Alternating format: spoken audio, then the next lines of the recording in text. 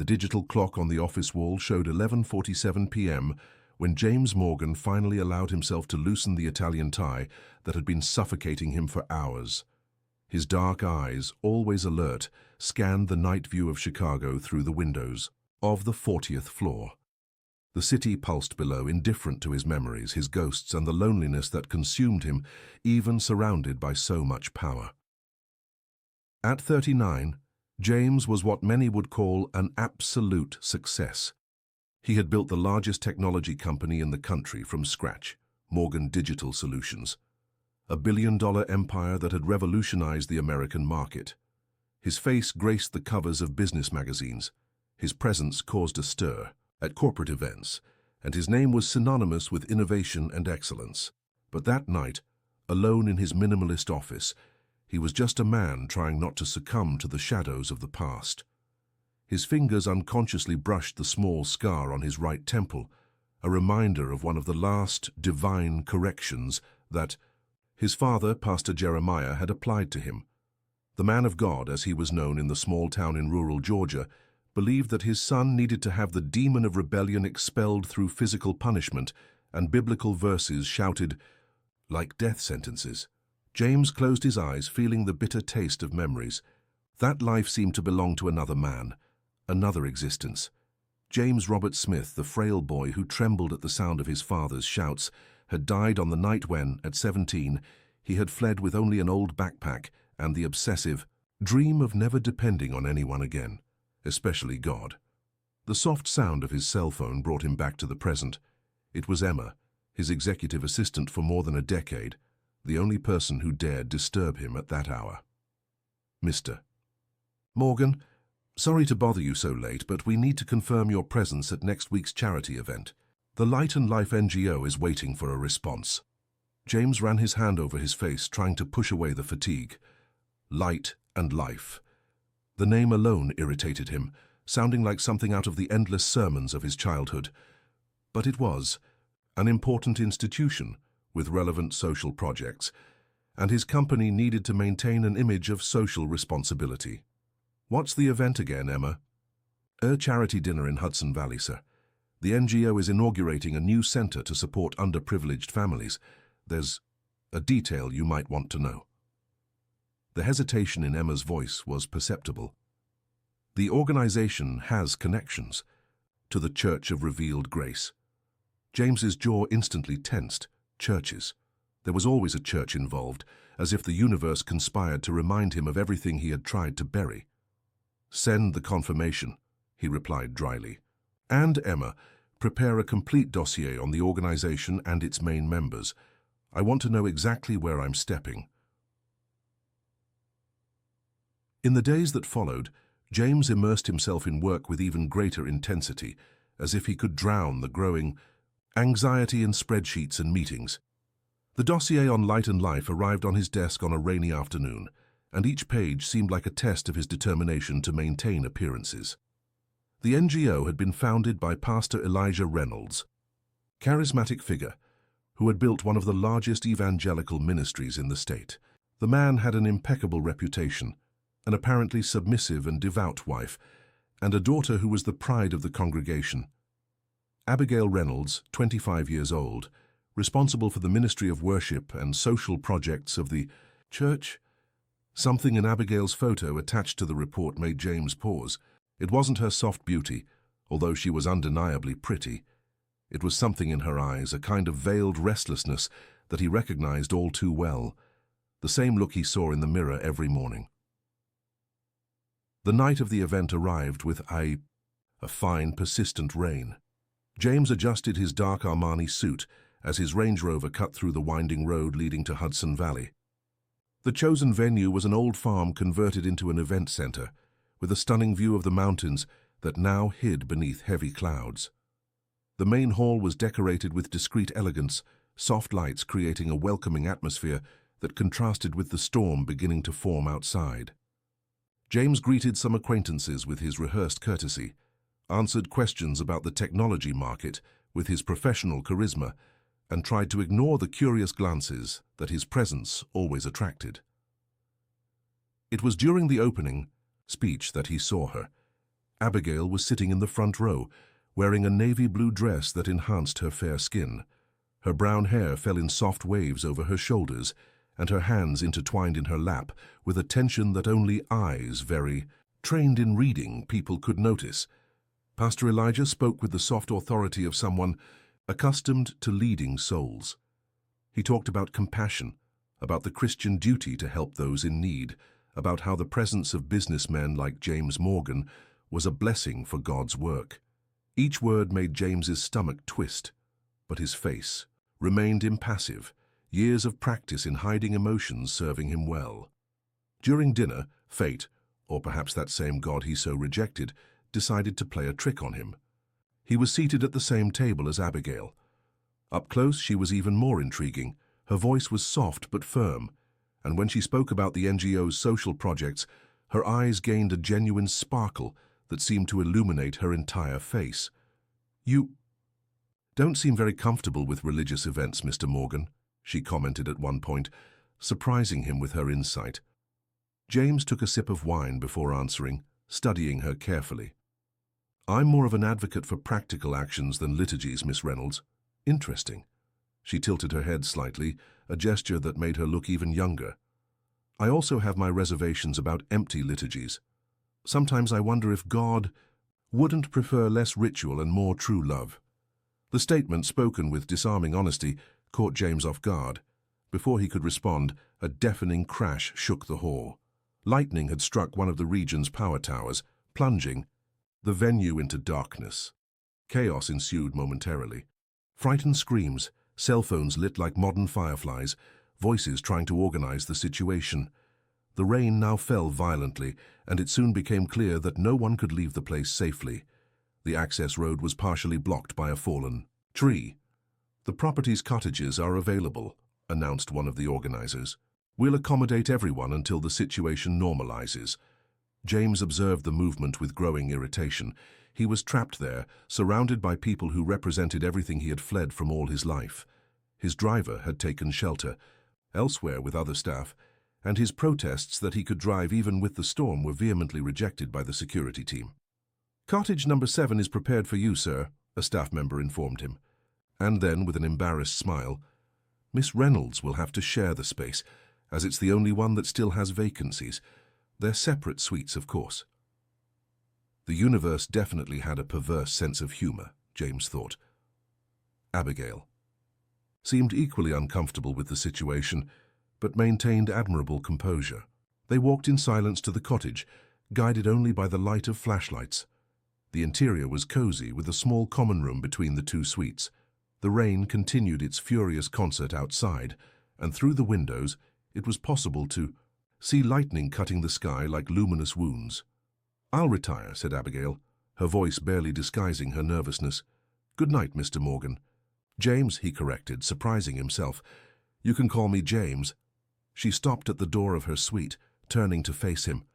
For a moment, they just looked at each other, the silence loaded with something indefinable. A particularly strong thunder made her give a small jump, and without thinking, James took a step in her direction. "Are you okay?" "I don't like storms much," she admitted, and there was something vulnerable in her confession that made his heart tighten in a way long forgotten. "Do you want to talk a bit, until the rain calms down?" The words came out before he could contain them, and James found himself caught in a moment of decision that would change everything. Abigail hesitated for an instant that seemed eternal, then nodded slightly. "Just until the rain calms down," she agreed, her voice barely more than a whisper. That night, as the storm raged outside, two souls marked by invisible scars began, unknowingly, a journey that would challenge everything they believed they knew about faith, love, and redemption. The cottage living room was illuminated only by a few candles that the staff member had left, creating dancing shadows on the wooden walls. Abigail sat on the sofa, her bare feet folded under her navy blue dress, while James remained standing, watching the rain through the window. The silence between them was thick, loaded with unasked questions. "Did you always want to work with social projects?" James's voice cut through the air like a soft blade, his eyes still fixed on the darkness outside. Abigail let out an almost imperceptible sigh. Actually, I always wanted to be a writer. Poetry, mainly. She paused, as if weighing her next words. But in my father's church, women have very specific functions. Leading social projects, singing in worship, organizing events. It's what's expected of a pastor's daughter. James turned to face her, intrigued by the veiled bitterness in her voice. And what do you write? In your poetry?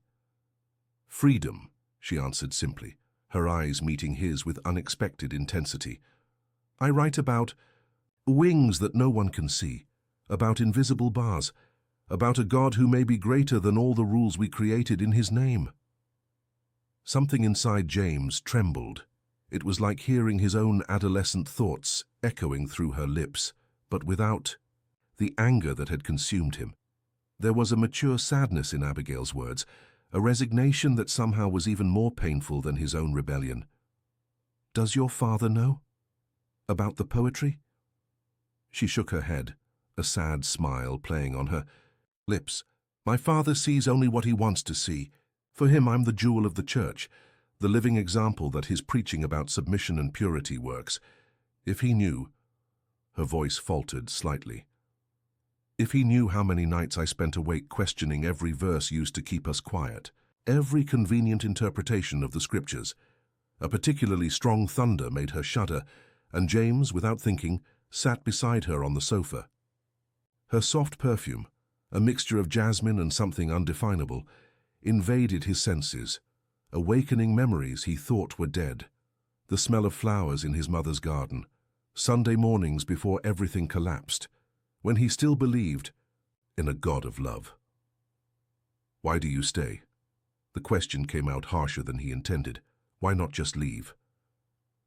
Abigail stared at him, and for the first time James saw unshed tears in her eyes. You left, didn't you? I can see it in your eyes. You know the price of freedom. James's heart raced. How could she see through him so easily? How could she, with few words, dismantle the walls he had taken decades to build? Yes, he admitted, his voice hoarse. I left. But the price? He ran his hand through his hair, a rare gesture of vulnerability. The price was losing everything. Family, identity, faith. I had to completely reinvent myself. And was it worth it? The question hung between them like smoke, dense and suffocating. James found himself studying her face, the soft curve of her lips, the small worry line between her eyebrows, the eyes that seemed to carry the weight of the world.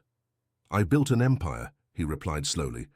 I have more money than I could spend in 10 lifetimes, respect in the market, power to change realities. But sometimes, he hesitated, surprised by his own honesty.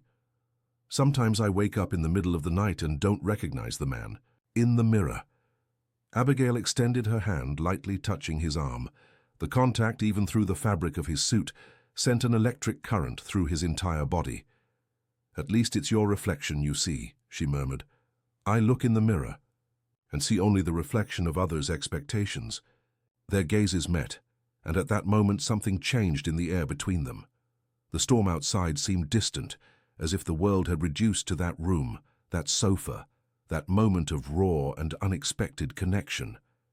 James found himself leaning toward her, as if pulled by a gravitational force impossible to resist. Abigail didn't back away. Their lips met with the softness of a prayer and the urgency of a long-held confession. The kiss tasted of tears, his or hers, impossible to tell. Abigail's hands found his face, her fingers tracing the small scar on his temple, as if they could erase years of pain with a touch. James pulled her closer, his fingers entangling in her hair, his body responding to a desire that went beyond the physical. When they finally separated, breathless, the world seemed to have shifted on its axis. Abigail rested her forehead on his chest, and James could feel her heart beating erratically. This is madness, she whispered, but her hands still clung to his shirt, as if she feared he might disappear. Maybe, he agreed, his fingers tracing soft circles on her back, but for the first time in a long time I feel sane. The confession hung between them like a profane blessing.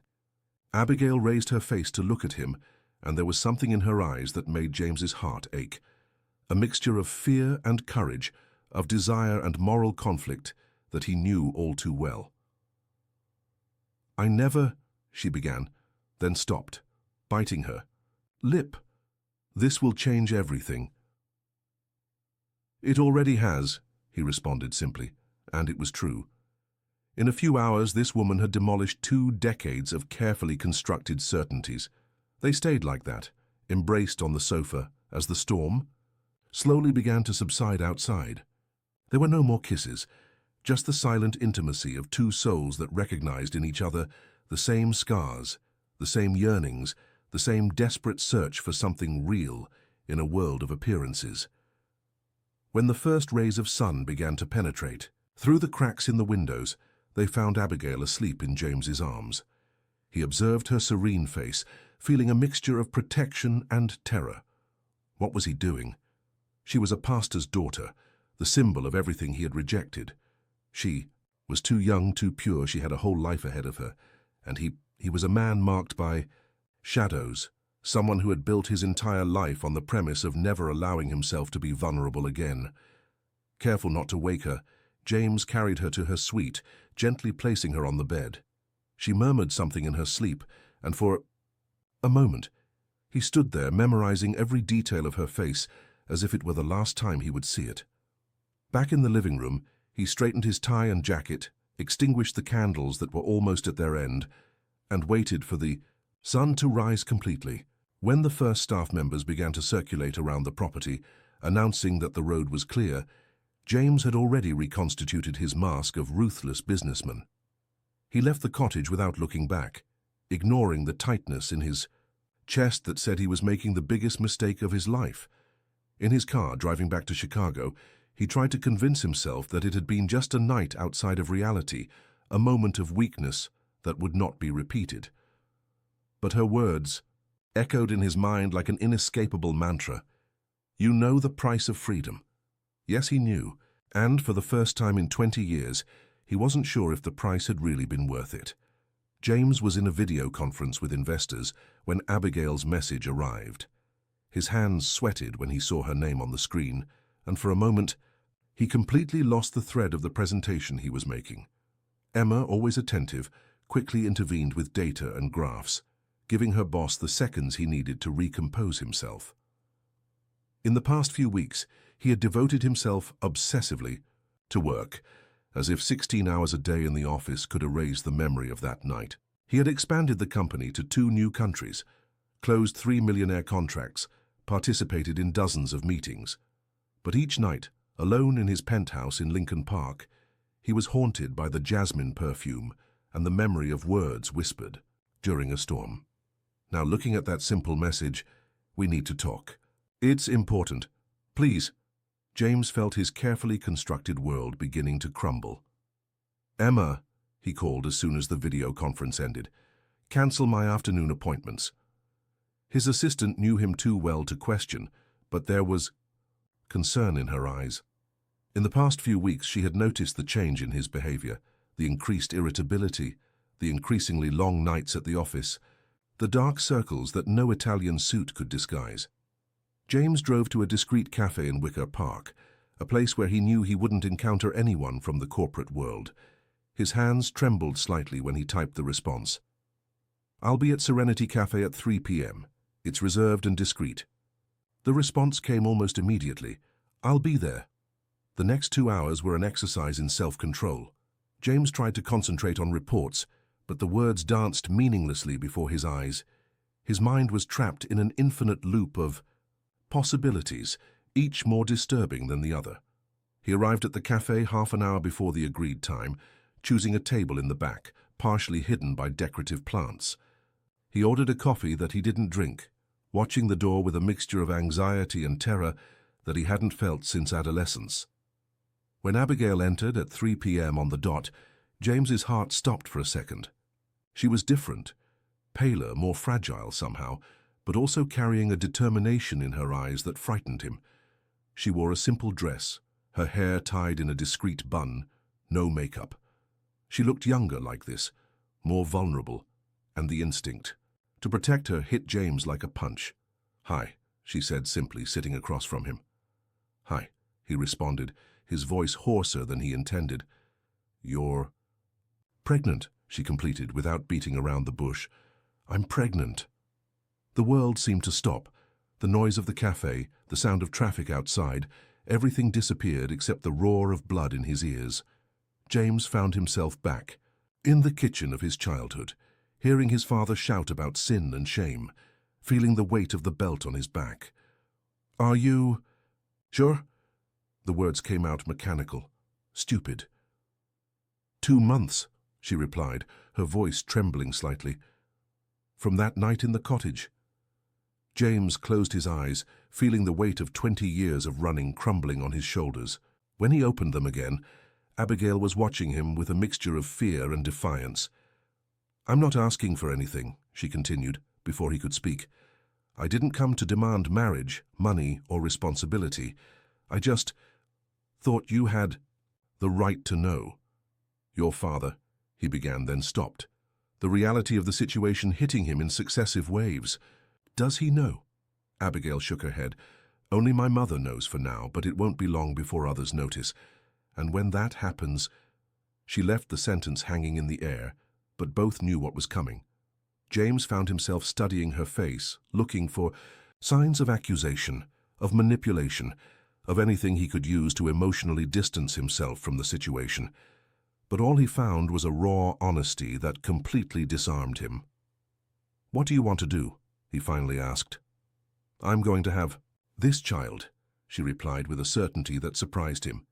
"Not because the church says I should, not for morality or obligation, but because—" She hesitated, then continued with a firm voice, "because maybe it's time to break the cycle of fear and shame that was imposed on us, because I want this child to be born, knowing it was the fruit of a moment of truth, not sin." The words hit him like lightning, echoing his own internal battles, his own unresolved issues with faith, family, and identity. "I don't know how to be a father," he confessed, the vulnerability in his voice surprising them both. "My only example was—" "A man who used God as a weapon," she completed softly. "I know, you told me that night." The silence that followed was heavy with unspoken possibilities. James found himself thinking about his corporate empire, the headlines that would emerge, the scandal it would be when they discovered that the powerful CEO of Morgan Digital had impregnated a pastor's daughter. But surprisingly, none of that seemed to matter as much as the fear he saw in Abigail's eyes. Not fear of him, he realized, but fear for him, fear that he would choose to run away again. "I can't promise I'll be a good father," he finally said. "I can't promise I'll know how to do the right thing, but—" He reached across the table, lightly touching her fingers. "I promise I won't disappear, not this time." The tears that Abigail had been holding began to fall silently. "I don't want to destroy your life," she whispered. "My life?" James laughed without humor. "My life has been an elaborate construction of lies and escapes since I was 17. Maybe—" He took a deep breath, feeling something inside him begin to break and rebuild at the same time. "Maybe it's time to build something real." A waiter approached to ask if they wanted anything, and both realized they had completely forgotten where they were. The world outside continued turning, oblivious to the emotional earthquake happening at that back table. "How are we going to do this?" Abigail asked, wiping away tears with the back of her hand. "One day at a time," James replied, surprising himself with his own calmness. "First, we need to prepare for your father's reaction. You'll need a safe place to stay when the storm breaks." "Do you think he'll throw me out?" The question was almost childlike in its simplicity, and for a moment, James saw in her the girl who probably never had permission to be. "Yes," he answered honestly, "but this time, you won't be alone." Abigail nodded slowly, as if absorbing the reality of her situation. "You know what's strange? For the first time in my life, I'm not afraid of God's judgment. I'm afraid of the men who claim to speak in His name." The words hit James like a revelation. It was exactly how he had felt at 17. Not a rebellion against God, but against the prison that men had built in His name. "We'll find a way," he promised, and for the first time in his adult life, it was a promise he truly intended to keep. Sunday dawned with a golden light that seemed to mock the darkness that Abigail carried in her heart. The morning service was packed, as always, and she watched from the choir as her father preached about integrity and holiness with his usual passionate eloquence. The irony of the situation didn't escape her. Her mother had suggested that she stay home, claiming she wasn't feeling well, but Abigail knew that her absence would only raise more suspicions. So there she was, smiling and singing as if her world wasn't about to collapse, as if she didn't carry within her the biggest secret of her life. James had insisted on renting an apartment for her, something discreet but comfortable in the Gold Coast neighborhood, far enough from the church to ensure privacy. "It's just a precaution," he had said, handing her the keys the day before, "for when you need it." The gesture had touched her deeply, not for the money or practicality, but because it showed that he truly understood the gravity of the situation. Sunday. Lunch at the pastoral house was a tradition as old as the church itself. Leaders, deacons, and their families gathered for a meal that was both celebration and ecclesiastical politics. Abigail observed the faces around the long table, wondering how many of them kept their own secrets behind pious smiles. It was during dessert that everything began to crumble. Sister Bernice, the wife of the first deacon, known for her sharp tongue disguised as Christian concern, leaned toward Abigail with a smile that didn't reach her eyes. "Dear, you look different. There's a special glow about you. Or is it my imagination?" The comment, seemingly innocent, made Abigail's blood freeze. Her mother on the other side of the table visibly paled. "It must be the new vitamin I started taking," Abigail responded with a forced smile, but she could feel the curious looks multiplying around the table. "Vitamin?" Her father's voice sounded louder than normal. "What vitamin?" The silence that followed was as thick as fog. Abigail could feel her heart hammering against her ribs, the familiar nausea rising in her throat. It was now. There was no more postponing. "Dad," she began, her voice trembling slightly, "can we talk in private?" Pastor Elijah frowned but nodded. "In my office," he said, getting up. The sound of his chair scraping the floor sounded like a harbinger of storm. The office was her father's private sanctuary, a place where important church decisions were made, where pastoral counseling happened, where the image of the spiritual leader was carefully maintained. Abigail had always hated that room, with its shelves of theological books and its atmosphere of veiled judgment. "What's happening, Abigail?" Her father's voice was controlled, but she knew that tone. It was the same one he used before making a particularly difficult announcement from the pulpit. She took a deep breath, the words she had rehearsed hundreds of times suddenly escaping her mind. "Dad, I'm pregnant." The silence that followed was deafening.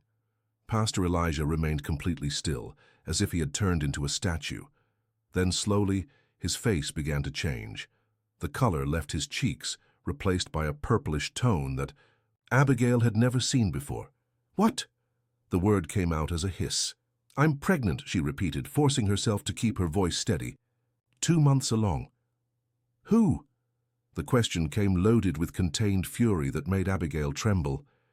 "Who was the bastard who—" "James Morgan," she interrupted, surprising herself with her courage. "The businessman from the charity event." Pastor Elijah staggered as if he had been punched. For a moment, Abigail feared he might pass out. Then he exploded. "That atheist!" The shout made the windows vibrate. "The man who mocked our faith, who humiliated our church with his worldly arrogance." "He didn't mock anything," Abigail protested. But her voice was swallowed by the torrent of her father's fury. "My own daughter!" He began pacing the office like a caged animal. "The jewel of the church, the example for our youth, pregnant like a common whore, by a man who doesn't even believe in God." The office door opened and Elizabeth entered, her face marked by fear. "Elijah, please! The guests can hear." "Let them hear," he roared. "Let the entire congregation know how we were betrayed, how our own flesh and blood stabbed us in the back." "Dad," Abigail tried again, tears streaming down her face. It wasn't like that. Don't you dare, he interrupted, approaching her with a pointed finger. Don't. You dare try to justify your sin. Do you have any idea what you've done, the scandal this will cause? The shame you've brought to this house? The only shame here is how you're treating your daughter. Elizabeth's voice surprised everyone, including herself. She needs our love now, not condemnation. Pastor Elijah turned to his wife with flaming eyes. Love? Love? Is that what you want to teach? That love is accepting sin? That love is applauding the destruction of everything we've built? He turned back to Abigail, his voice now dangerously low. You have 1 hour to pack your things and leave this house. You are no longer my daughter. You are no longer part of this family or this church. Elijah, Elizabeth sobbed. You can't. I can and I will, he thundered. It is written, do not associate with anyone who claims to be a brother or sister, but is sexually immoral. She chose her path, let her follow it, but not under my roof, not with my name. Abigail felt her legs weaken, but she remained standing. A strange calm invaded her, as if she were observing the scene from outside her. Own body. I already have somewhere to go, she said softly. And Dad, I never stopped loving God. I just learned that He is greater than these walls, greater than your rules, greater than your judgment. The slap came quickly and unexpectedly, the sound echoing in the office like a gunshot. Elizabeth screamed. Abigail staggered, her hand instinctively flying to protect her belly. Out! Pastor Elijah was now roaring, completely out of control. Out of my house! Abigail left the office with trembling but determined steps. In the living room, the guests pretended not to hear the drama unfolding, their gazes fixed on their untouched dessert plates. She went upstairs to her room one last time, grabbed the suitcase that was already packed, she had always known this moment would come, and some personal belongings that fit in her purse. When she came down, her mother was waiting. At the door, silent tears running down her face. My little girl. Elizabeth hugged her tightly, discreetly slipping an envelope into her purse. There's money in there, it's not much, but... I'll be fine, Mom, Abigail whispered, returning the hug. Take care of yourself, please. The afternoon sun was still shining when she crossed the gate of the pastoral house for the last time. Some church members passing by on the street looked away. Others openly whispered. Abigail moved forward, one hand on her belly, the other holding her suitcase. Only when she was inside the taxi, on the way to the apartment that James had rented, did she allow herself to truly cry. They weren't tears of sadness or regret, she realized. They were tears of liberation. For the first time in 25 years, she could breathe without the weight of others' expectations on her shoulders. She took her cell phone and typed a message to James. It's done, I'm going to the apartment. The response came almost immediately. I'm on my way. Outside, dark clouds were beginning to form on the horizon. Another storm was approaching, but this time, Abigail wasn't afraid. Some storms, she now knew, came to clear the air, to cleanse the soul, to allow something new to finally bloom. James was in a board meeting when he received Abigail's message. Without explanation, he stood up in the middle of a presentation and left, leaving perplexed executives and Emma running to manage the chaos. In the elevator, he loosened the tie that seemed to suffocate him, memories of his own expulsion from home hammering in his mind. Chicago's traffic seemed especially cruel that Sunday afternoon. As his car snaked through alleys to avoid the main congestion, James found himself doing something he hadn't done in decades, praying. It wasn't a formal or structured prayer, just a desperate plea to the universe or to God, or to any higher power that might exist, for Abigail to be okay. When he arrived at the apartment, he found her sitting on the floor of the empty living room, leaning against a wall, her suitcase still closed beside her. There was a red mark on her face that made James's blood boil. He hit you, it wasn't a question. Abigail looked up, and what James saw in her eyes completely disarmed him. There was no defeat there, no shame, just a kind of sad peace that he would never have expected to find in someone who had just lost everything. It was nothing compared to the words, she responded softly. Sometimes the marks we can't see are the ones that hurt the most. James knelt beside her, hesitant to touch her, fearing she might break. But it was Abigail who extended her hand, interlacing her fingers with his. "You're trembling," she observed. "I'm angry," he admitted. "I want to sue your father. I want to destroy his reputation. I want to—" "Do to him what he did to us?" Abigail completed, a sad smile playing on her lips. "That's not how we break the cycle, James." The use of his name hit him like a wave. It was the first time she had called him that, without formalities, without barriers. He sat beside her, back against the wall, still holding her hand. "How can you be so calm?" "I'm not," she confessed. "I'm terrified, but I'm also free. It's strange, isn't it? I lost my family, my church, my community, but for the first time in my life, I can breathe without measuring each breath." A distant thunder announced the arrival of the storm that had been forming since early. James stood up, extending his hand to help her. "Come on, you need to rest, eat something. The apartment is furnished. It has everything you need for now." Abigail allowed him to guide her through the space. It was an elegant but welcoming apartment, with 2 bedrooms, a spacious living room, and an American kitchen. The walls were a soft beige, and there were plants strategically positioned by the windows. "You thought of everything," she murmured, touching a white orchid on the windowsill.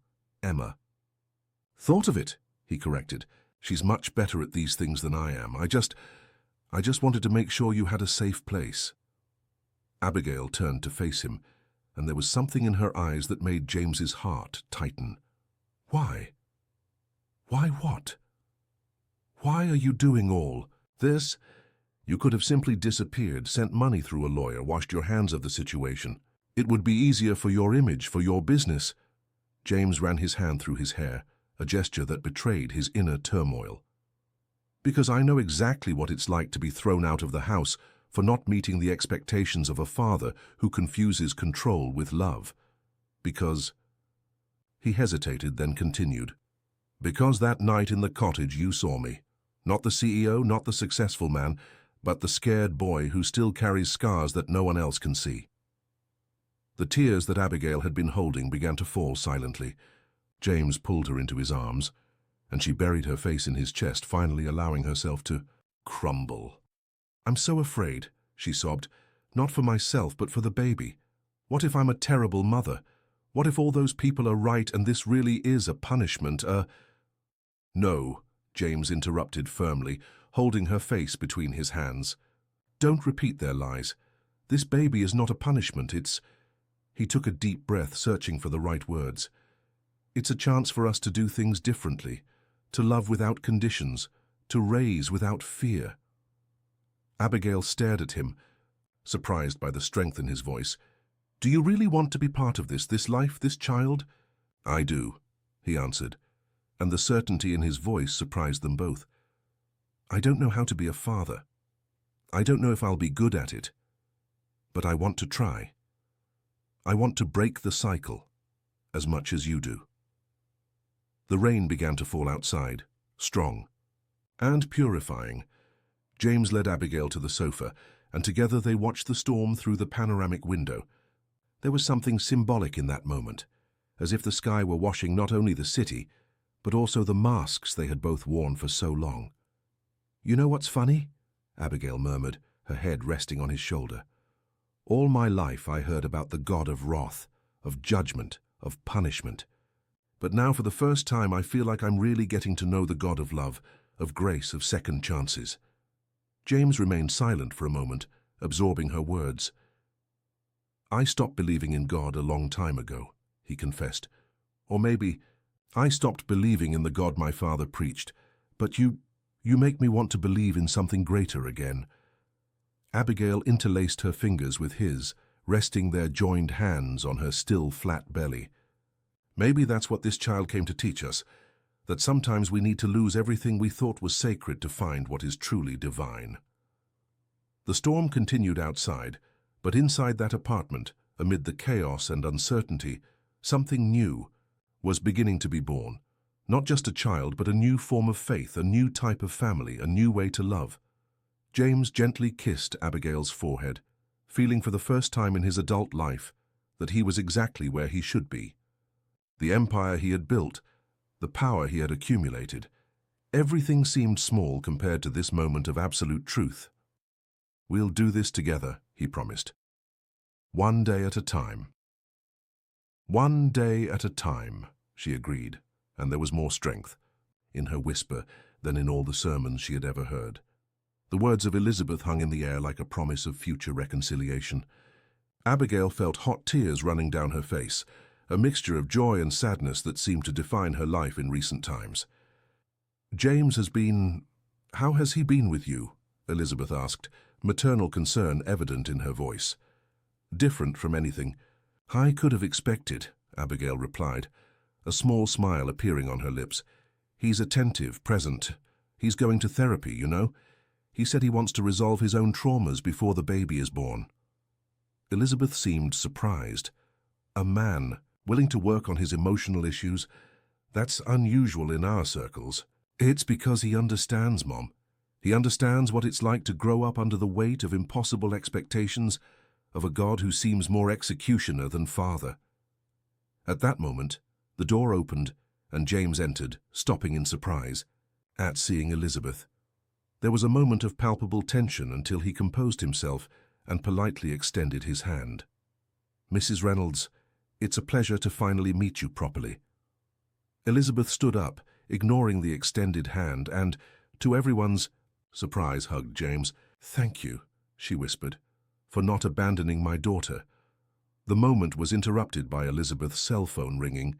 It was Pastor Elijah. She answered with trembling hands, inventing an excuse about being at the grocery store. The lie weighed in her voice, and Abigail felt her heart tighten. After Elizabeth left, promising to return in secret when she could, James sat beside Abigail on the sofa. "Are you okay?" "I'm hopeful," she replied, leaning back against him. "Seeing my mother starting to question, to think for herself, it's as if a door is opening." James hugged her, his touch always careful, as if she were made of crystal. Sometimes we need someone to open the first path for us to realize that other possibilities exist. "How did you do it? When you ran away from home?" He was silent for a moment, his fingers absent-mindedly playing with her hair. "It was the most difficult and most liberating moment of my life. I was 17, had a few dollars saved, and a lot of fear, but I also had a certainty. Anything would be better than continuing to live a lie." "And then?" "Then it was pure survival. I worked at anything that came up, studied in the early hours, built my life brick by brick. Anger kept me focused for a long time. Anger at my father, at the church, at God, until one day I realized I was becoming exactly what I feared most. Someone bitter, controlling, unable to trust or love." Abigail raised her face to look at him. "What changed?" "You," he answered simply. "That night at the cottage. It was the first time in 20 years that I allowed myself to be truly vulnerable with someone. And now," his hand gently rested on her belly, "now we have this little life reminding us that sometimes the plans of God, or the universe, or destiny, whatever we believe in, are greater than our little certainties." James's phone vibrated. It was Emma, advising about an important meeting with foreign investors. He sighed, the weight of the corporate world calling. "Go," Abigail smiled. "We have time. We have all the time in the world to figure out how to make this work." Before leaving, James stopped at the door, as if remembering something important. "Oh, I almost forgot. I brought something for you." From his briefcase, he took out a new laptop. "Emma told me you used to write poetry. I thought maybe you'd want to continue writing. Without fear, without censorship, just your voice." Abigail held the gift with trembling hands, feeling the weight of the freedom it represented. "Thank you," she whispered. "Don't thank me," he smiled. "Just write. Tell our story. Tell your story. The world needs to hear voices other than those from the pulpits." After he left, Abigail opened the laptop, her fingers hovering over the keyboard. For a moment, all the words she had repressed for years seemed to want to come out at once. Then, slowly, she began to write. Dear child, today your grandmother came to visit us in secret, and it made me realize something important. Sometimes love needs to be revolutionary. Sometimes we need to tear down walls to build bridges. Your father and I are two survivors of different wars, but equally cruel ones. And you are our white flag, our declaration of peace, our proof that love is greater than any doctrine. The words flowed like a long-dammed river, and for the first time since leaving the pastoral house, Abigail felt she was exactly where she should be. It wasn't the path she had planned, it wasn't the life her parents had dreamed for her, but it was real. It was true. It was hers. James's corporate life had transformed into a minefield of gossip and speculation. In the corridors of Morgan Digital, employees whispered about the change in the CEO's behavior, previously known for his calculated coldness, and now occasionally seen smiling at his cell phone or leaving early to attend medical appointments. Emma observed these changes with a mixture of concern and satisfaction. In more than a decade working alongside James, she had never seen him so humanly imperfect, and paradoxically, had never admired him so much. "You have a meeting with the board in 20 minutes, she reminded him on a particularly busy afternoon. They want to discuss the impact of the situation on the company's image. James looked up from the documents he was analyzing, an ironic smile playing on his lips. The situation, is that what they're calling it now? Some investors are concerned, Emma continued, ignoring the sarcasm. Shares have dropped 3 points since the news leaked, and there are rumors that religious groups are organizing a boycott. Let them boycott, James replied, surprising her with his calm. I built this company from scratch, Emma. I've survived economic crises, sabotage attempts, market speculation. It won't be a group of religious fanatics that brings me down. But there was more at stake than just numbers and stocks. In the boardroom, James faced critical glances and veiled questions about his leadership capacity. The chairman of the board, a 70-year-old man with decades of corporate experience, got straight to the point. Mr. Morgan, no one here questions your competence or your achievements, but understand our concern. You built your reputation on pillars of rationality and professionalism. This involvement with a pastor's daughter, this unexpected pregnancy, all this family drama. It doesn't match the image we've sold to our clients and partners. James felt the blood boil in his veins, but kept his voice controlled. Gentlemen, let me be clear. My personal life is not under discussion in this room. The company's numbers remain solid. Our projects are on schedule, and our international expansion continues as planned. If any of you have specific concerns about my management, I'm open to discussing them. Otherwise, I suggest we focus on what really matters. The firmness of his response temporarily silenced the criticism, but James knew the battle was just beginning. Returning to his office, he found a notification on his cell phone. It was time for Abigail's prenatal appointment. The doctor's office was an oasis of peace amid the chaos of his life. Dr. Helena, the obstetrician chosen by Emma, had a calm way of conducting consultations that soothed even the most frayed nerves. The baby is developing perfectly, she announced, moving the transducer over Abigail's now visible belly. Do you want to know the sex? James, seated beside the exam table, held Abigail's hand with a mixture of terror and fascination. He still felt out of place in that environment, as if at any moment someone would realize he had no idea what he was doing. Yes, Abigail answered for both of them, her eyes fixed on the ultrasound screen. It's a girl, Dr. Helena smiled. And from what I can see, a very active girl. A girl. The news hit James like a punch to the stomach. Memories of his own childhood invaded his mind. The constant fear, the feeling of never being good enough, the desperate need for paternal approval. No, his daughter would never know that kind of conditional love. Rachel, Abigail whispered, squeezing his hand. Can we call her Rachel? The name caught him by surprise. Rachel, so close to James, but carrying its own strength, its own identity. It's perfect, he replied, his voice hoarse with emotion. After the consultation, walking through the parking lot, James stopped suddenly. We need to talk about something. Abigail felt her heart accelerate. Even after everything, a part of her still expected that he might give up, Back away, leave her alone on this journey. It's about the company, he continued to her relief. Things are complicated. There's pressure from the board, from investors. Some want me to temporarily step away from the presidency. Others suggest I make some kind of public statement apologizing for the scandal. And what are you going to do? James turned to face her, and there was a determination in his eyes that made her catch her breath. I'm going to fight, not just for the company, but for us, for Rachel. I spent 20 years building an empire, based on the fear of depending on someone, the fear of allowing myself to feel anything real. Now, he gently touched her belly. Now I have something much more important to build. A different legacy, Abigail completed. Understanding. Exactly. Rachel will not grow up seeing her father bow to social or religious pressures. She won't learn that success means sacrificing your humanity. I want her to know that it's possible to be strong without being cruel, to be successful without losing the ability to love. Abigail moved closer, resting her head on his chest. You know what's funny? All my life I heard that God had a plan for me. It was always other people's plan. My father's, the church's, society's. But now I feel like I'm really living God's plan, even if it's not what everyone expected. James kissed the top of her head, allowing himself a moment of vulnerability amid the chaos.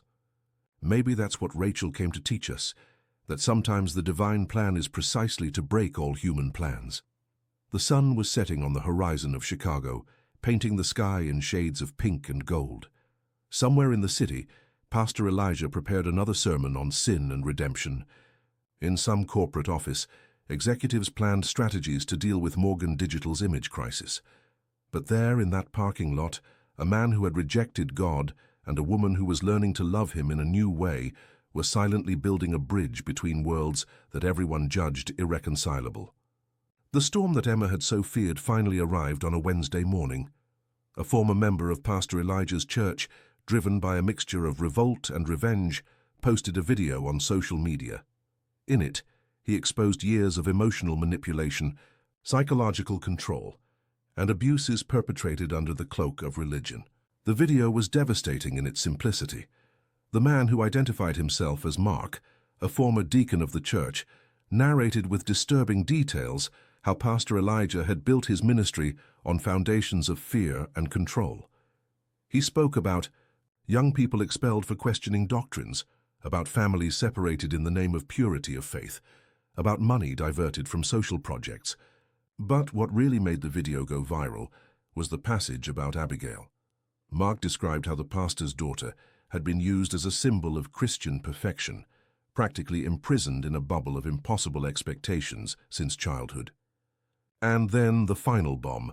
He mentioned James Morgan as the businessman who had disappeared in the face of an unwanted pregnancy, erroneously linking the two scandals. The repercussion was immediate and brutal. Within hours, the video had been shared thousands of times.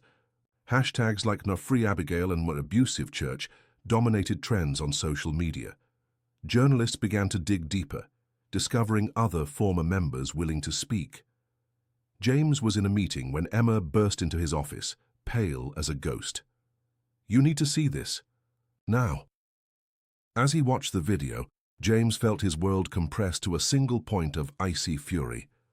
Not because of the mention of his name, he could handle that, but because of the cruel exposure of Abigail's story, the way her pain was being transformed into public entertainment. "Where is she?" "At the apartment," Emma replied, already dialing numbers. "On her cell phone. I sent reinforcement for the building's security. The press is already starting to surround the place." "Cancel everything.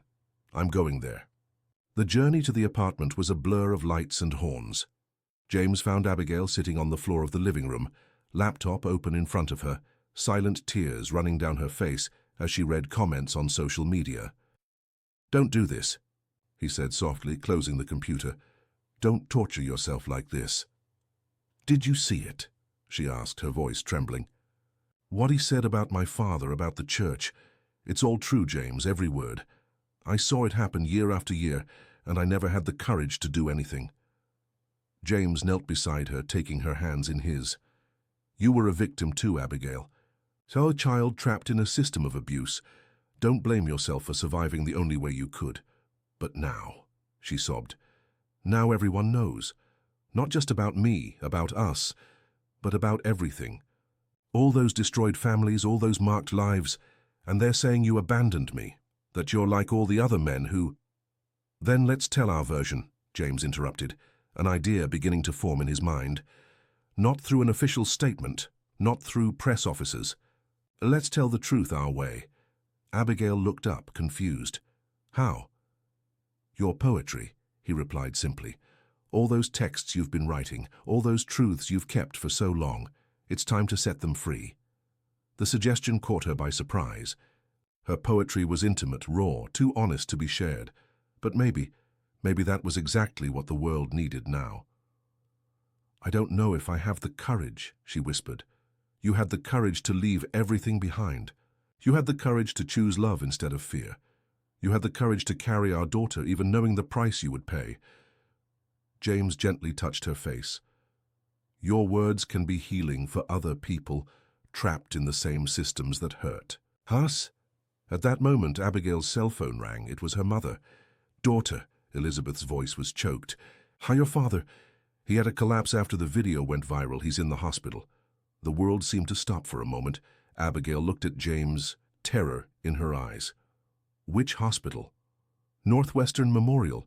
The doctors are talking about a stroke. He's in the ICU. James didn't need to hear the rest of the conversation to know what he needed to do. I'll get the car keys. You don't have to go, Abigail protested weakly. Yes, I do, he responded with a certainty that surprised them both. Not for him, but for you, for Rachel. Because sometimes the true test of character isn't how we treat those who love us, but how we respond to those who hurt us. The journey to the hospital was silent, each lost in their own thoughts. At the ICU reception, they found Elizabeth, who seemed to have aged years in a few hours. He's stable, she informed them, hugging her daughter. But the doctors want to do more tests. They said something about a possible need for bone marrow transplant. James felt a shiver run down his spine. Bone marrow transplant. The universe certainly had a peculiar sense of humor. I'll request the compatibility tests, he said, surprising everyone, including himself. You would do that? Elizabeth asked, disbelief in her voice. After everything? James looked at Abigail, at the way she instinctively protected her growing belly, at the fierce love in her eyes, even in the face of so much chaos. Yes, he answered simply, because someone needs to break the cycle of revenge and retaliation, and because I want Rachel to grow up knowing that true strength isn't in hurting back, but in choosing love, even when it would be easier to choose hate. That night, while Pastor Elijah fought for his life in the ICU, Abigail sat down to write. No longer just for herself or for her unborn daughter, but for everyone who, like her, needed to know there was light beyond the walls of the prisons that others had built in the name of God. The results of the tests arrived in a white aseptic envelope. James was compatible for the bone marrow transplant. The news fell like a silent bomb in the small circle that now orbited the corridors of the hospital. You don't have to do this, Abigail repeated, her hand intertwined with his as they waited outside the ICU. No one would expect it from you. James observed through the glass the man who had destroyed his daughter's childhood, the same type of man who had broken his own childhood dreams. Pastor Elijah seemed smaller now, vulnerable in his hospital, gown, tubes and monitors making a dissonant concert of beeps and alarms. I'm not doing it for expectations, he finally replied. I'm doing it because I need to know if I can be better than my own father, better than him.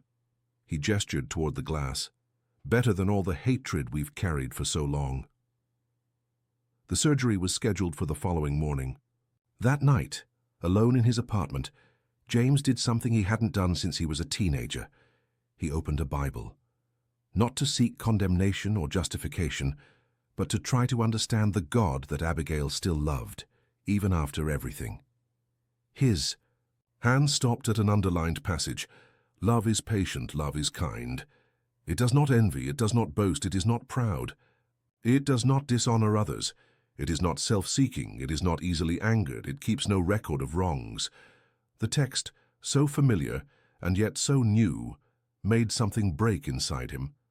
Tears he had repressed for decades began to fall, staining the ancient pages. It was as if each drop washed away a layer of accumulated bitterness. On the morning of the surgery, the medical team was surprised by his calmness. What they didn't know was that, for the first time in his adult life, James was at peace with his choices. Abigail couldn't be present due to the pregnancy, but she sent a message that the nurse read moments before the anesthesia. You're rewriting. Our story with love. Rachel will grow up knowing that her father chose to be light where others chose darkness. We're waiting for you. We love you. The procedure lasted hours. When James woke up, still groggy from the anesthesia, he found Emma at his side. And how is he? Stable. The marrow was accepted without complications. Emma paused. There's something else you need to know. The story leaked to the press.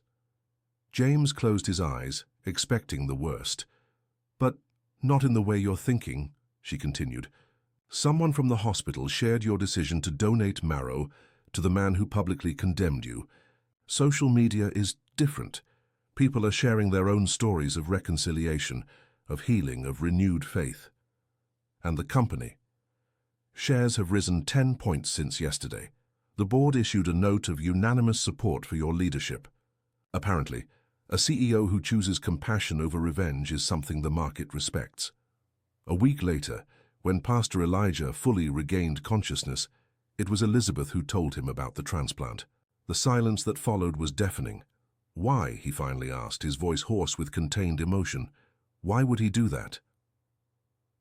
Because some men, Elizabeth replied softly, understand that true power is not in controlling or punishing, but in loving without conditions. The next morning, James received a handwritten note, delivered by a nurse. The trembling handwriting revealed the physical and emotional effort behind each word. I cannot undo what I've done. I cannot erase the scars I've caused in so many lives, including my own daughter's. But today, lying in this bed, living because of your choice of love, for the first time in 50 years of ministry, I think I finally understand what Jesus meant. By love your enemies, you not only saved my physical life, you showed this old pastor who had forgotten the true meaning of grace. I don't ask for your forgiveness. I have no right to that.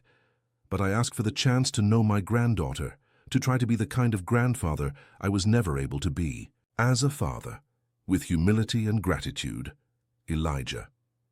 James carefully folded the note and put it in the pocket of his hospital robe. Through the window he could see the sun rising over Chicago, painting the sky with promises of a new day. In her apartment, Abigail continued writing.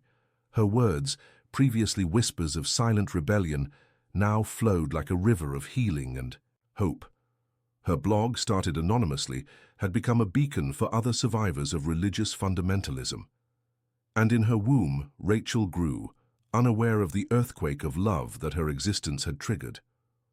A new generation that would be born not under the shadow of fear, but under the light of true grace, that which doesn't demand perfection, which doesn't charge impossible prices, which simply loves, because that is its deepest nature. Elizabeth opened the box with reverent care. Inside, carefully preserved, were Abigail's first baby shoes, some old photos and a notebook worn by time. Your baby diary, Elizabeth explained, her eyes watery. Every important moment, every first smile, every new word, it's all here. I thought maybe you'd want to continue the tradition with Rachel. Abigail took the notebook with trembling hands. In the yellowed pages, she recognized her mother's delicate handwriting, recording not just developmental milestones, but also prayers and hopes for her daughter's future. I also brought something, Pastor Elijah said, taking an envelope from his jacket pocket. His hands trembled slightly. It's my official letter of resignation from the ministry. The silence that followed was heavy with meaning.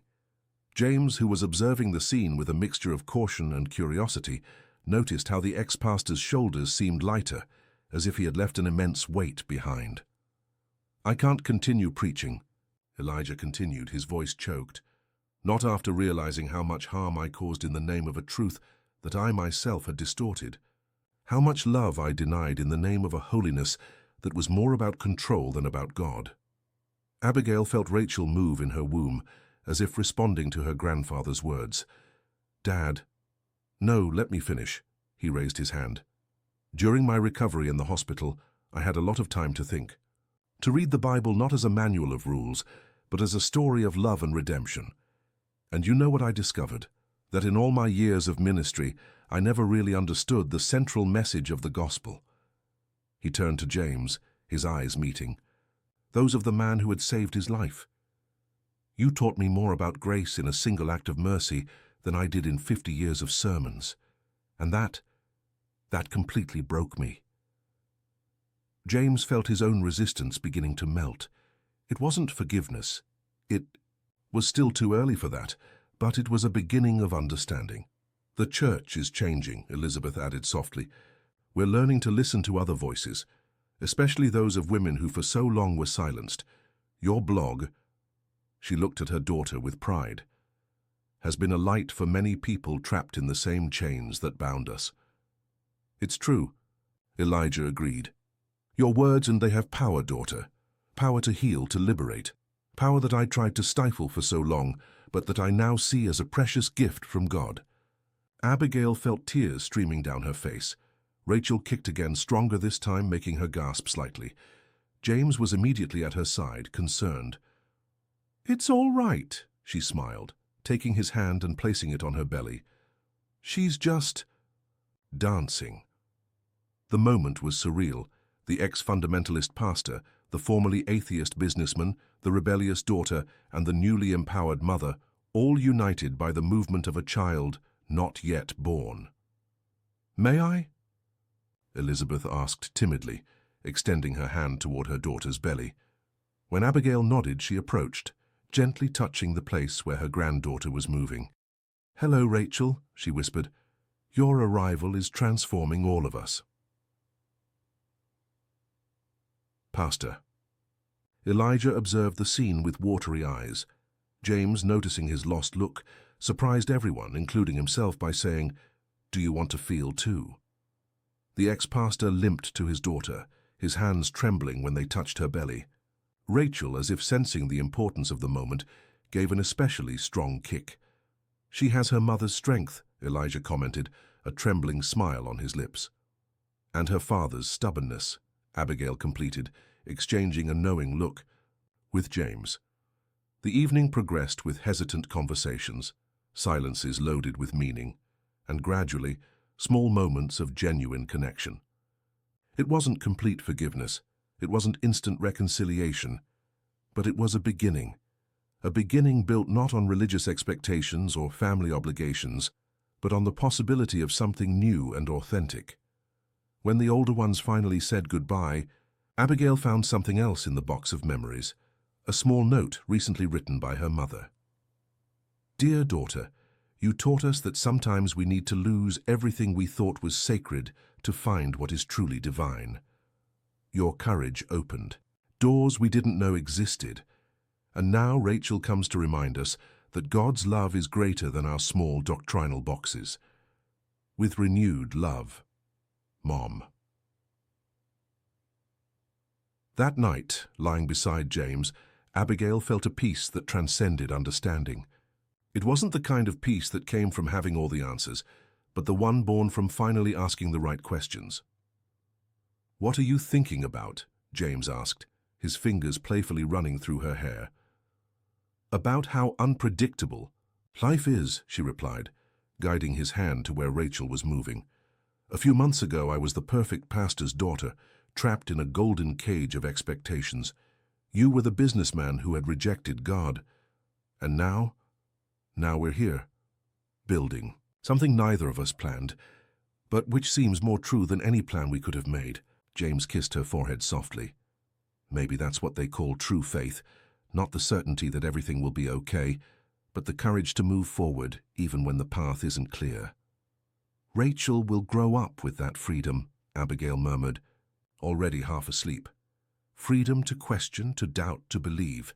Freedom to be herself." Yes, James agreed, feeling his own faith being born not in dogmas or doctrines, but in the simple miracle of that moment. She'll grow up knowing that love isn't a prison, that God isn't fear, that family can be rebuilt, that grace is stronger than judgment. Outside, Chicago's night pulsed with its characteristic energy, but inside that apartment, a small miracle was unfolding. A family being redefined, a faith being reimagined, a love being built not on demands, but on the pure and simple grace of accepting and being accepted. Abigail's blog had become a phenomenon on social media. Her poetic reflections on faith, love, and liberation touched an exposed nerve in the American evangelical community. Women from all over the country shared their own stories of silencing and discovering their own voice. Younger pastors began to question established practices. A silent revolution was underway. James observed the impact of Abigail's words with a mixture of pride and concern. Pride in seeing the woman he loved using her voice to create real change. Concern for the attacks that inevitably came from more conservative sectors of the church. "We need to increase security," he commented one morning, reading another threatening comment on the blog. "These fundamentalists can be dangerous." Abigail, now in the 9th month of pregnancy, caressed her belly while typing another post. "We can't live in fear, James. That's how they controlled us for so long." "It's not fear, it's prudence," he argued, but he knew it was partially a lie. The fear was there, ingrained in his bones, fear of losing this newly discovered happiness, fear of not being able to protect his family, fear that the past might come back to haunt them somehow. The doorbell rang, interrupting his thoughts. It was Emma, carrying a stack of documents and her usual air of efficiency. "Pastor Elijah's divorce papers have arrived," she announced without preamble. The news caught them both by surprise. After weeks of intense conversations and counseling, Elizabeth had decided to separate, not with anger or bitterness, but with the clarity of someone who finally finds her own voice. "How is he?" Abigail asked, genuinely concerned. "Surprisingly well," Emma replied, organizing the documents on the table. "He signed everything without contesting, said it was the least he could do after decades of, well, you know." James watched Abigail absorb the news. Her expression was a mixture of sadness and relief. Sadness for the end of a marriage that had been central in her life, relief at seeing her mother finally taking the reins of her own destiny. "Your mother is thinking about going back to school," Emma continued, a small smile playing on her lips. "Apparently she always wanted to be a psychologist." "She would be amazing at that," Abigail smiled, remembering how her mother always had a natural gift for listening and counseling. The conversation was interrupted by a sudden groan from Abigail. Rachel, apparently, had decided it was time to make her entrance into the world. The following hours were a whirlwind of emotions and activity: the journey to the hospital, the increasingly strong contractions, the medical team preparing. James, always so controlled in his corporate meetings, seemed completely lost in the delivery room. "Breathe with me," Abigail instructed, holding his hand tightly during a particularly intense contraction. It was surreal how the roles had reversed. She, who had always been the one who needed protection, now guiding him through this moment of vulnerability. Rachel was born at dawn, her first cry echoing like a declaration of existence to the world. When the nurse placed her in Abigail's arms, time seemed to stop. It was a moment of absolute perfection. Not the artificial perfection that her old life in the church demanded, but the imperfect perfection of real love. "She's beautiful," James whispered, reverently touching his daughter's small face. Tears flowed freely down his face, and for the first time in his adult life he didn't try to hide them. The first visitors arrived a few hours later. Elizabeth, radiant in her new freedom, brought flowers and more of Abigail's old poetry to add to the baby's diary. Pastor Elijah, still using his cane, stopped at the door of the room, hesitant. "You can come in, Dad," Abigail called softly. The ex-pastor approached the bed with cautious steps, as if afraid to break the peace of the moment. When he saw Rachel, something in his face changed. An old tension dissolved, a hardness softened. "She has your eyes," he commented to Abigail, his voice choked, "and her father's strong chin."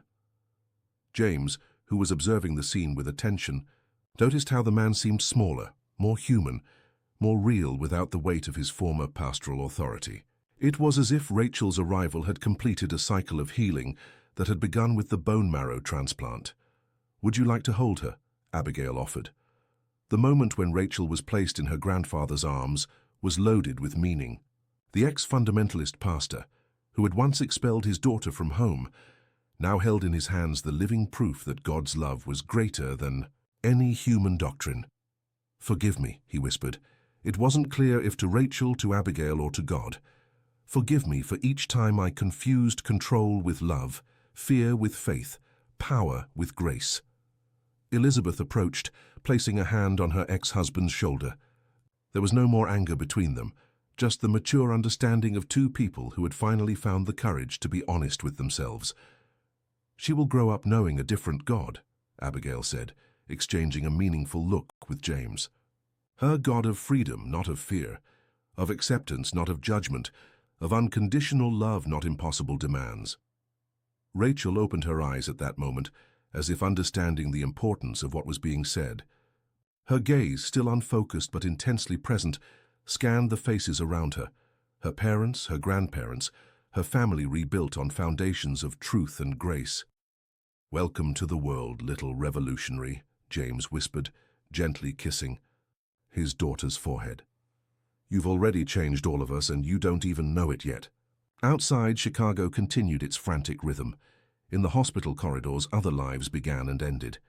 On Abigail's blog, another story of liberation was shared. In Pastor Elijah's former church, a new generation of leaders began to question old certainties. And in that hospital room, an unlikely family celebrated not just the birth of a child, but the birth of something greater, a new form of faith, a new definition of love, a new way of being family. Rachel had arrived not just as a baby, but as a living symbol that God's grace was wilder, freer, and more transformative than any of them had ever imagined. The first months with Rachel were a delicate dance of discoveries and adaptations.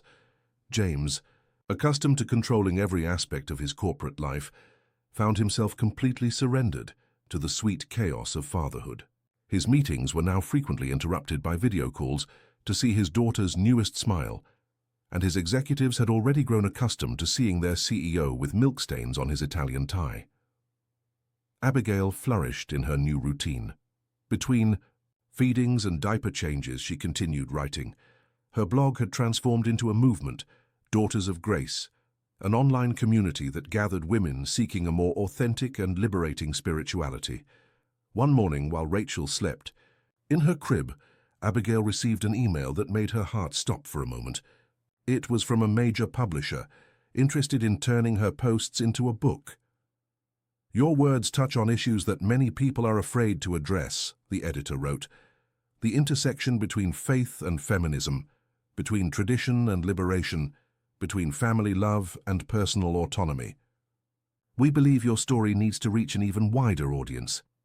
James found her crying silently in front of the computer. "What's wrong? More attacks on the blog?" "No," she smiled through her tears, showing him the email. "It's a book proposal." Intu read the email carefully, his business instinct immediately alert. "I'll ask Emma to analyze the contract, ensure your interests are protected. But Abigail..." He knelt beside her, holding her hands.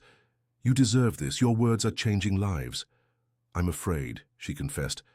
"A blog is one thing, but a book, it's so permanent, so exposed. What if I'm not ready? What if my words are misinterpreted? What if you're exactly where you're supposed to be?" he completed softly. "What if this is the next step in the plan you always say is greater than us?" Rachel chose that moment to wake up, her soft cry calling her parents' attention. Abigail picked her up, and the baby immediately calmed down, her eyes so similar to her mother's, focusing with interest on James's face. "You know what's funny?" Abigail commented, rocking her daughter. "All my life I was taught that God's will was something heavy, a burden to be carried.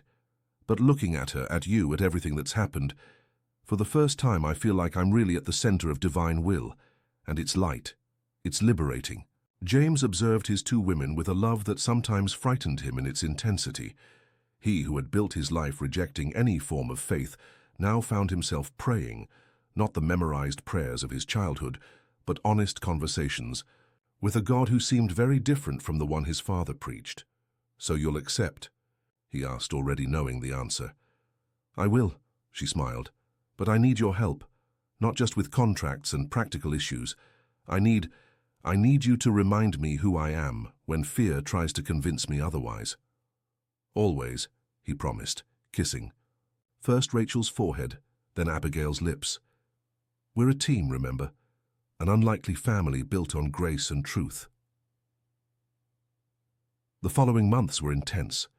Between caring for Rachel, writing the book, and managing the growing online community, Abigail barely had time to breathe, but it was a good tiredness, productive, full of purpose.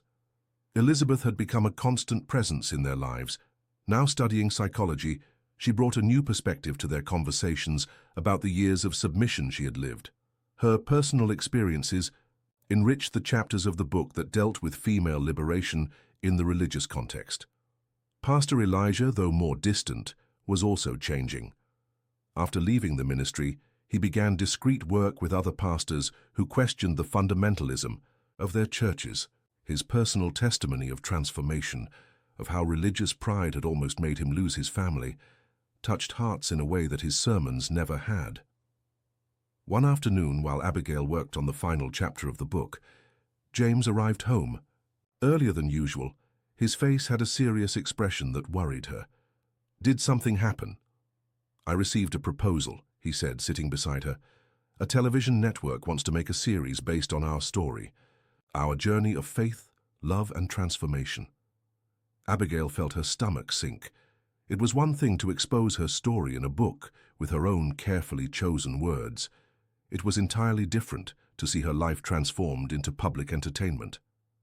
"I already refused," James continued, reading her expression. "Some stories are too sacred to be turned into a spectacle. Some transformations need to happen in silence, in private, in the safe space between people who love each other." The relief Abigail felt was immense. "Thank you," she whispered, resting her head on his shoulder, "for understanding me so well." Rachel, who was playing on her activity mat, let out a sudden laugh, a sound so pure, so full of joy that her parents couldn't help but laugh along. "You know what's most amazing?" James commented, watching his daughter. "How she teaches us every day about unconditional love. We don't need to earn her love. We don't need to deserve her smiles. She simply loves because it's her nature. Perhaps," he paused, carefully choosing his words, "perhaps that's how God loves us too." Abigail felt hot tears running down her face. It was surreal to hear James, the man who had so completely rejected any notion of divinity, speaking about God's love so naturally. "That's exactly how it is," she agreed. "And maybe that's why Jesus said we need to become like children, not to be naive or submissive, but to rediscover this capacity to love and be loved without conditions, without fear, without barriers." Outside, the sun was setting over Chicago, painting the sky in shades of pink and gold. Rachel continued laughing at something only she could see, her joy a constant reminder that sometimes the greatest miracles happen not in spectacular events, but in the quiet moments of love and acceptance. The launch of Abigail's book coincided with Rachel's first birthday. It was a Sunday afternoon, and the apartment was full of friends and family, an unlikely mixture of Morgan Digital executives, members of the former church who had chosen a more progressive path, and new friends made through the online Daughters of Grace community. Rachel was the center of attention, enchanting everyone with her hesitant steps and easy smiles. She wore a little blue dress chosen by Elizabeth, who now, in her second year of psychology, radiated a confidence that transformed her mature beauty into something luminous. Emma, always efficient, had organized everything with her usual precision. The tables were decorated with white flowers and books, a delicate reference to the double celebration. On a specially prepared shelf, copies of Wild Grace, A Journey of Faith and Freedom were arranged for autographs. James observed everything, with a mixture of pride and admiration, Seeing Abigail signing books with Rachel in her lap, answering questions about faith and feminism, while discreetly breastfeeding, was an image that perfectly summarized the silent revolution that was happening. Pastor Elijah arrived later, still using his cane, but with a lighter, more serene air. He carried in his arms a large, poorly wrapped package. "It's a dollhouse," he explained almost shyly. "I made it myself. In occupational therapy classes, you know. The doctor said manual work helps with recovery." Abigail opened the present with Rachel, and the girl's spontaneous reaction of joy made her grandfather's eyes water.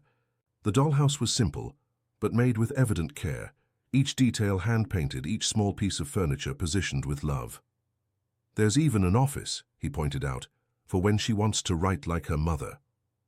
The moment was interrupted by Emma, who needed Abigail for an interview with a progressive Christian blog. James remained watching as his daughter explored her grandfather's gift, her little hands touching each detail with fascination. "You did good work," he commented, to the ex-pastor. "On the dollhouse?" "In life," James clarified. "It's not easy to admit mistakes, much less change them. Believe me, I know." Pastor Elijah was silent for a moment, watching Rachel play. "You know what's ironic? I spent years preaching about transformation, about God's power to change lives. But I only really understood what that means when I lost everything I thought defined me." "Sometimes we need to lose who we think we are to find who we should be," James reflected, surprising himself with his own words. "You're different too," the ex-pastor observed. "More at peace." "I'm learning," James admitted. "From Rachel, from Abigail, even from you. Learning that faith doesn't have to be a prison, that God is greater than our limited definitions. That love, well, love is more revolutionary than any doctrine." The conversation was interrupted by a small commotion near the bookshelf. A young woman, clearly disturbed, had knocked down some copies of Abigail's book. "How dare you?" she shouted, tears streaming down her face. "How dare you question the word of God? How dare you give hope for other women to sin?" James was already moving to intervene when Abigail, with Rachel safe in her arms, calmly approached the woman. "What's your name?" she asked softly. "Sarah," the woman replied, still trembling. "Sarah, you came here because something in you resonates with this search for freedom, doesn't it? Something in you recognizes that there's more to faith than rules and condemnations." The words seemed to hit something deep in Sarah, who collapsed in sobs. Elizabeth, with her new therapeutic sensitivity, gently approached. "Come, dear. Let's talk a bit." As Elizabeth led Sarah to a quieter corner, James noticed how Abigail seemed simultaneously exhausted and radiant. "Are you okay?" he asked softly, taking Rachel in his arms to give his wife some rest. "I am," she smiled. "Actually, I'm better than okay. Each person who reacts like this is another confirmation that we're on the right path, that these words needed to be said." Rachel, safe in her father's arms, let out one of her contagious laughs, as if agreeing with her mother's wisdom. The party continued around them, conversations about theology mixing with discussions about motherhood, executives debating feminism with former church members, new and old friends building bridges over abysses that once seemed impassable. Late tea. In the afternoon, when the last guests were beginning to say goodbye, Abigail found a small crowd gathered around James. He was sitting on the floor, Rachel in his lap, reading aloud a passage from the book. And perhaps this is the greatest miracle, that God's love is big enough to encompass our doubts, our questions, our rebellions. That grace is wild enough to tear down walls of religiosity and build bridges of authenticity. That true faith is not a prison of certainties, but a constant journey of discovery and liberation. His words, in the voice of the man who had once completely rejected any notion of spirituality, gained an even deeper dimension. It was as if the universe, or God in his infinite creativity, was smiling at this unlikely family that had found its own path of faith and love. The success of Abigail's book brought with it a new wave of challenges and opportunities. Invitations for lectures arrived daily, study groups formed in various cities to discuss wild grace, and her inbox overflowed with messages from women sharing their own journeys of liberation. James observed this transformation with a mixture of pride and concern. Pride in seeing Abigail finally using her voice, with all the strength and beauty that had always existed within her. Concern for the inevitable attacks that came with public exposure. "You need to see this," Emma said one morning, entering his office with a tablet in her hands.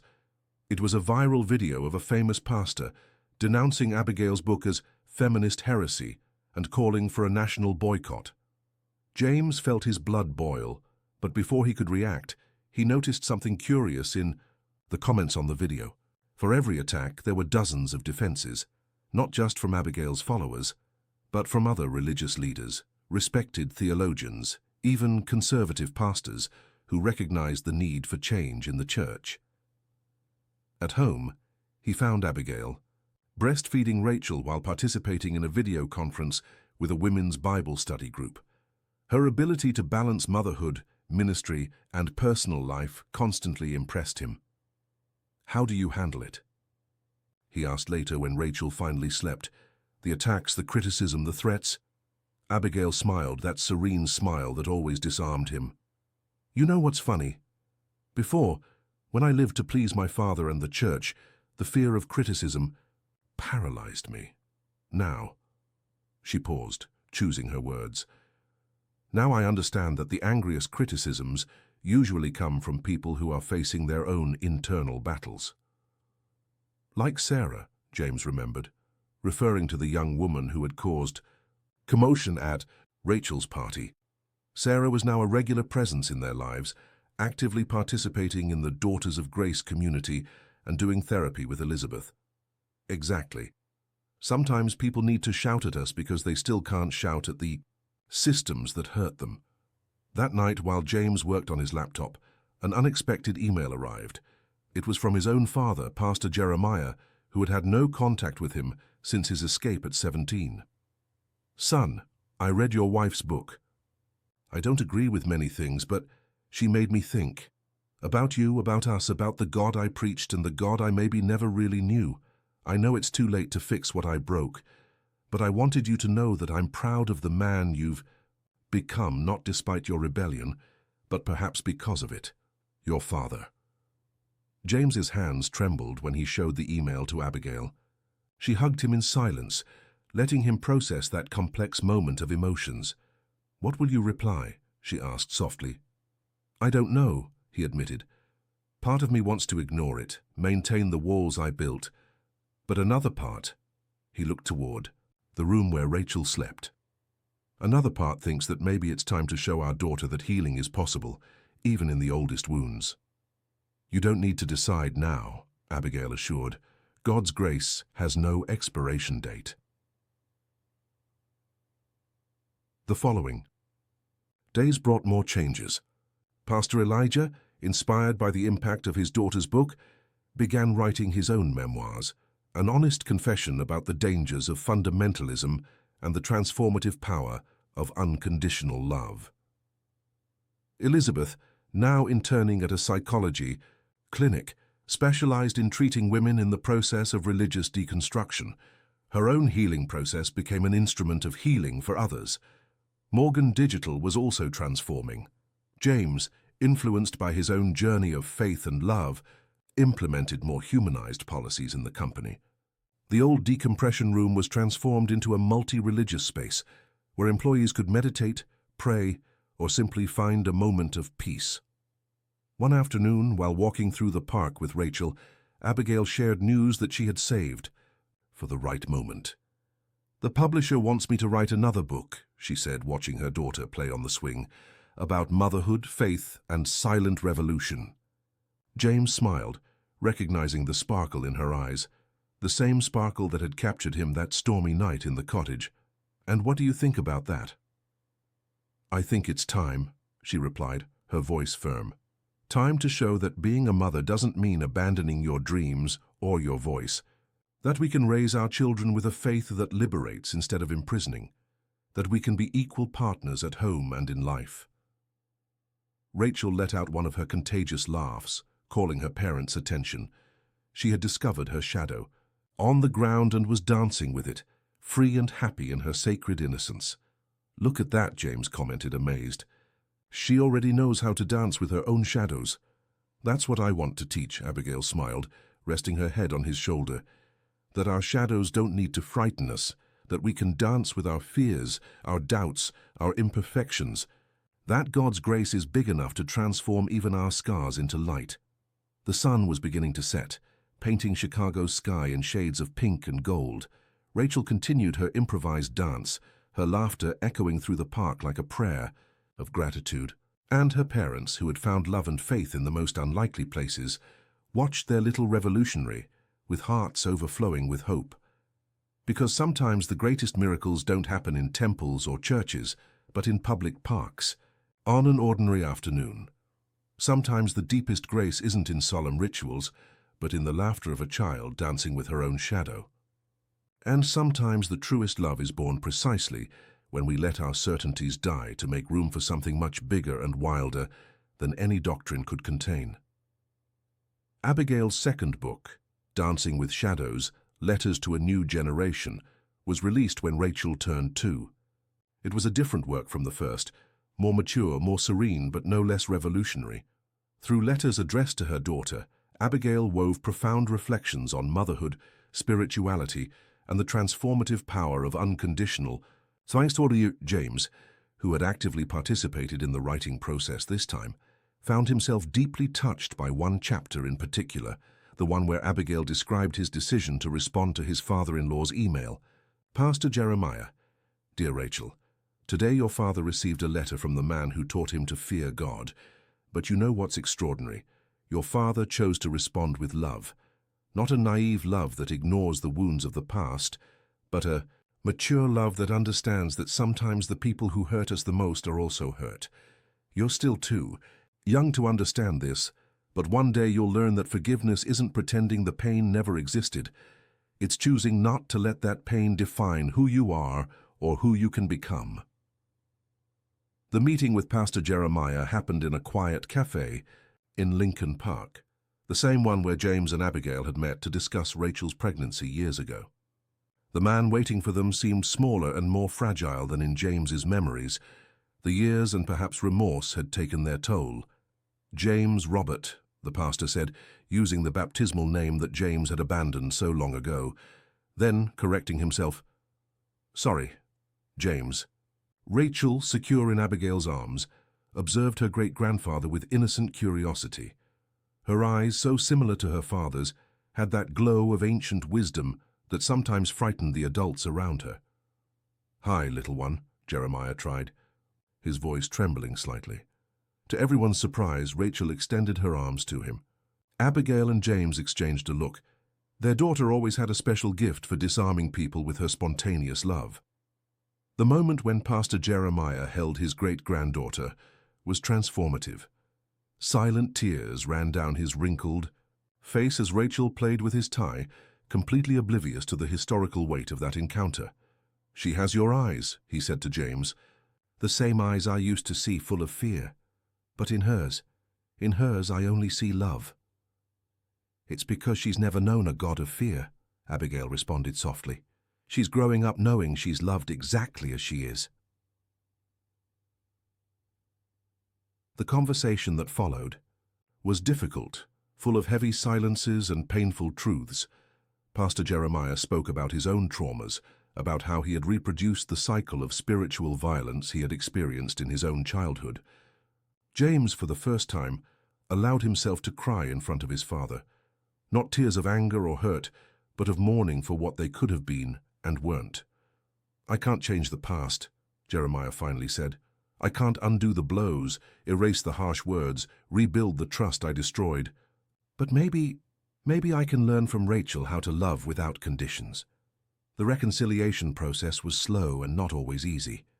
There were moments of relapse, when old patterns tried to reassert themselves, but there were also moments of surprising grace, like when Pastor Jeremiah showed up at one of Abigail's book events, sitting quietly in the last row.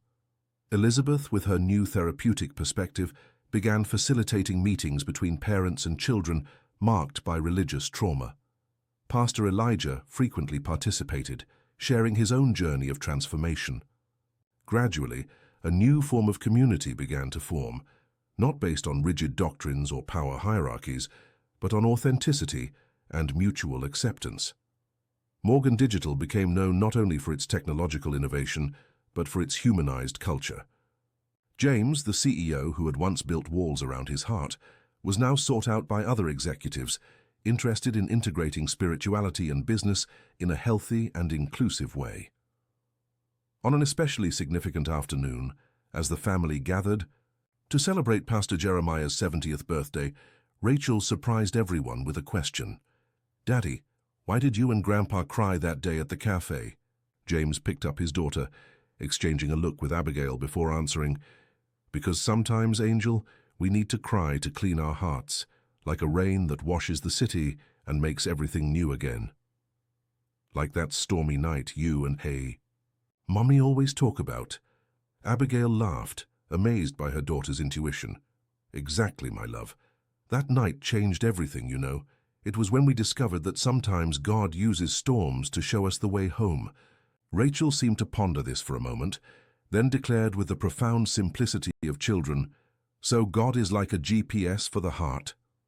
The laughter that followed was cathartic, healing, 3 generations united not by obligation or tradition, but by a love that had been strong enough to weather storms, tear down walls and build bridges over abysses that seemed impassable. That night, after Rachel fell asleep, Abigail found James at his desk, rereading passages from her books. "What are you thinking about?" she asked, massaging his tense shoulders. "About how unpredictable life is," he replied, pulling her onto his lap. "If someone had told me that night in the cottage that storm would bring us here, you would have run away even faster," she completed, laughing. "Probably," he admitted, "but you know something? For the first time in my life, I'm not afraid of the future. Not because I know what will happen, but because I finally understood that I don't need to control everything. That sometimes the best miracles happen precisely when we let our certainties dissolve in the rain." Abigail kissed him softly, feeling in that kiss the same taste of freedom as the first time. Outside, a new storm was approaching Chicago. But this time there was no fear, only gratitude for the journey that had brought them here, and hope for the path that was yet to come.